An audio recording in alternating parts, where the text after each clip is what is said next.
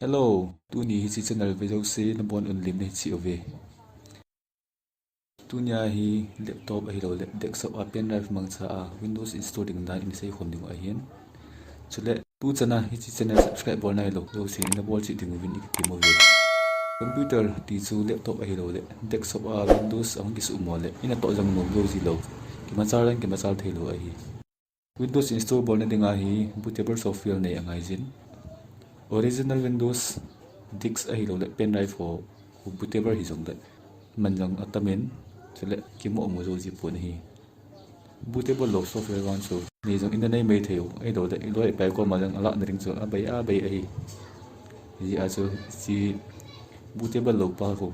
ipt bootable a sim theu ham ti so chi video a he ek ho du ba hi chi video a he video dang banga software aza aza wang iman lo dio a hin thil ni wang iman dio hi number 1 na so bootable lo software hi jong le VPP Windows yang le 7 hian lang 8 hian lang 8.1 hian lang 10 hi jong le a kho poi ti chu Windows software wan chu nei ngai zen. Number 2 pen drive rom pina 8GB pan up chung lam hi chiang chu nei ngai zen ti ti ni chu am le be che hian na sim theu ai tai tun ti pan pe nga lo hit namas pina ding pen drive chu laptop ai lo le desktop a heng lo ten.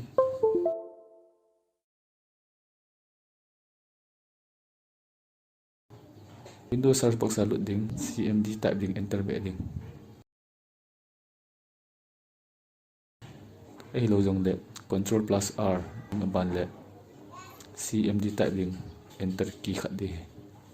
so i bol ani ni a ke banga hian Windows search box ai i hol na ki bang control plus r hian ki banga hian tu hin a ban din diskpart type within enter key hian ki note diskpart to prompt pin pa he yes click within a ban continue peng alotin to ai list this type dio ambala enter khat dio amban isal pe ngal dio he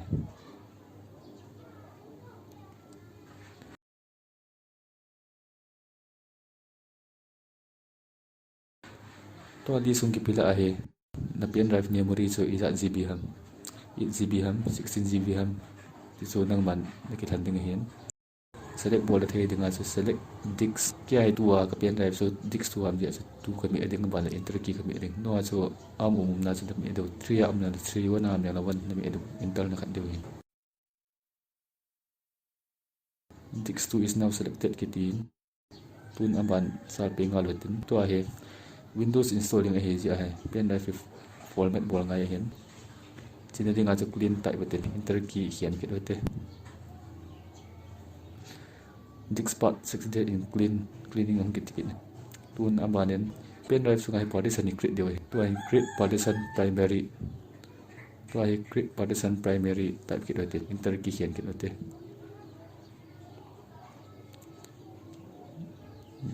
diskpart 6D in creating partition ang kitin tu in mezo si normally chala naven to ai partition is select dio hian select partition 1 enter kit dio he select partition 1 is now selected apan hi partition ni active i bolu active active type ding aban le enter khat kit de it's a format fs equal to ntfs g ding aban le format jugang jala format ai na thei ringa chu quick ji ring quick quick ji abana enter khat de to ai 0% hin 100% ang ye pa command prompt so na close the tai Windows ai lut tin Windows holai na ko yam mangin niki ko na file at na lut din e bol bangai Windows so bon selecting ban send to pen drive at send notin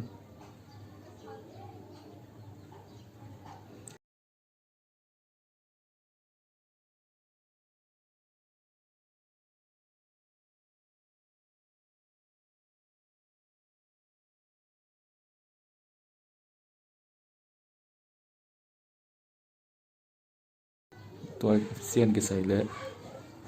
pen drive chu khat ve la to ding dum tu ding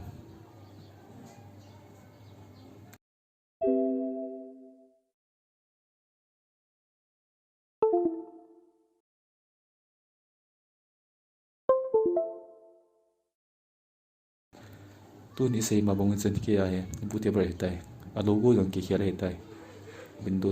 Windows logo am tan pen drive logo am ta pui